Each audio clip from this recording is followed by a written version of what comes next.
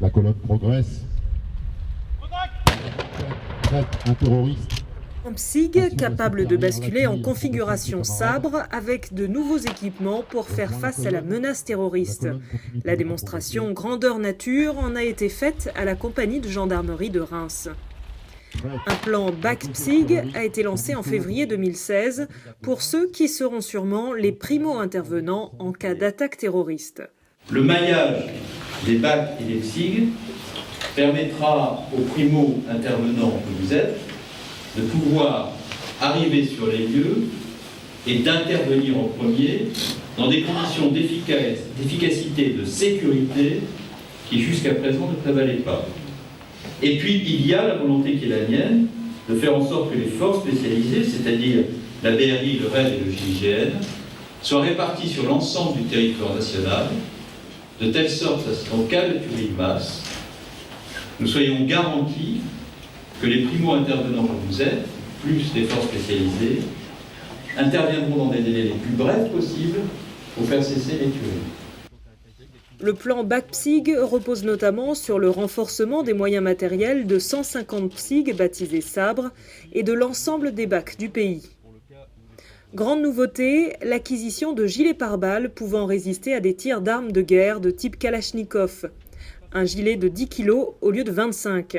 Le porte-plaque n'était pas en dotation, sauf aujourd'hui au niveau du GIGN et des pays de G. Ce qui est nouveau, c'est l'équipement dont bénéficieront les PSIG Sabre. Ce porte-plaque, en fait, c'est une conception du service auquel 5 industriels ont répondu, on en a choisi 2. Et donc, il équipera les militaires et les fonctionnaires de la police nationale. Donc on peut dire que c'est une vraie nouveauté en termes de protection pour les militaires. Dans le coffre du Charan que vous voyez là, le Charan, ce sera le véhicule de dotation de base, donc 150 Charan commandés, de manière à ce qu'il y en ait un par PSIG Sabre. Et donc dans le coffre, le grand coffre que vous pourrez voir ouvert, donc on transportera les casques, le porte-plaque, et dans un coffre sécurisé, métallique, rifté et fermé, le G36. Le HK-G36, c'est effectivement l'arme qui équipera à terme chaque unité du PSIG Sabre. Il est appelé carabine de police chez les policiers et fusil d'assaut 5,56 chez les gendarmes. 5,56 c'est le calibre. Donc si vous voulez, c'est une munition qui permet face à des armes de guerre aujourd'hui. Kalachnikov c'est une arme de guerre. Nos opérateurs seront donc dotés d'une arme qui leur permettra de répondre à la menace. Voilà. Donc vous avez un fusil d'assaut relativement léger, parce qu'il est essentiellement composé de polymère, extrêmement précis puisqu'il est doté d'une aide à la visée électronique, avec une ergonomie qui est quand même très adaptée, un emport très réduit dans un véhicule, et en plus c'est un produit ambidextre, gaucher, droitier, un sélecteur de tir très très simple qui permet de visualiser le choix de tir qui peut être fait.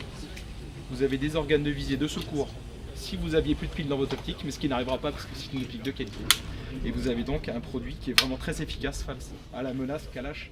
Casques équipés de visières balistiques, lanceurs de balles de défense et tasers viendront par ailleurs renforcer les matériels déjà en dotation dans les PSIG. En revanche, les gilets porte-plaques, véhicules Charan, HK-G36 et boucliers tactiques sont des nouveautés. Et alors ce bouclier parlant, il a volontairement été tiré de différentes munitions. Je ne rentrerai pas dans le détail des munitions, mais sachez que tout simplement rien ne passe. Voilà. Donc face à de la Kalachnikov, on peut progresser avec ce bouclier sans aucun problème. En configuration PSIG Sabre, 3 sous-officiers et un GAV partiront avec le Charan et assureront leur mission journalière.